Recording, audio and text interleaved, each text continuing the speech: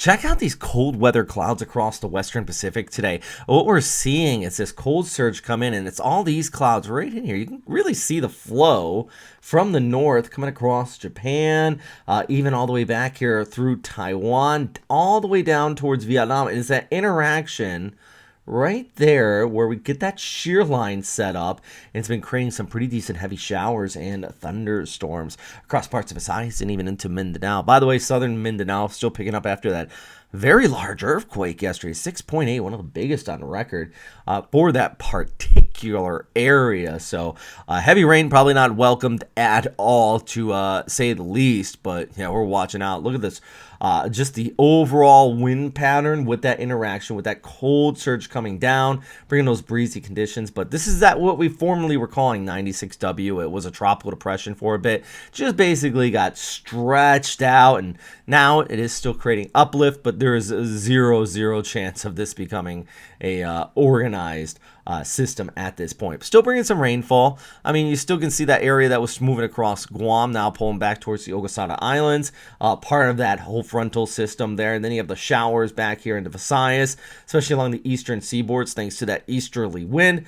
Same into Palawan. Look at that, Puerto Princesa, about 137 millimeters in the next 5 days.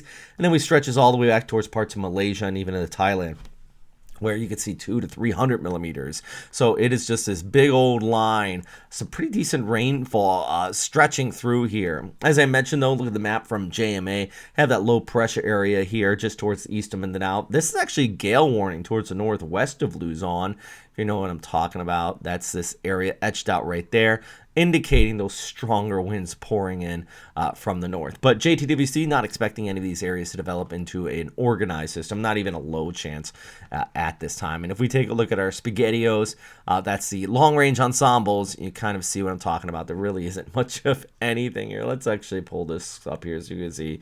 The ECMWF doesn't show much of anything. This is actually the quietest I've seen the long-range ensembles in a long time, and it goes back to this graphic, great graphic here from the Climate Prediction Center, saying a low chance maybe with our current area over the next few days, but once you get to 29th to the 5th of December, 29th of November, the 5th of December, that is, just not really have anything there at all across the Western Pacific. Maybe some rains in parts of Vietnam thanks to that surge, but this cooler, dry air we've been seeing spill in is really backing off our threat of precipitation out here for, I shouldn't say precipitation, our threat of an organized tropical system. So yeah, it's heading into December, so thankfully, that should be the case this time of year. But as we know in the past, it's not always the case. But we got to talk about, I'll probably put out an update. It is an El Nino year, so typically tropical systems do back off a bit. And we didn't really see a lot over the last few months. It's been a almost record quiet year in the Western Pacific. So still watching it. Stay safe out there, guys.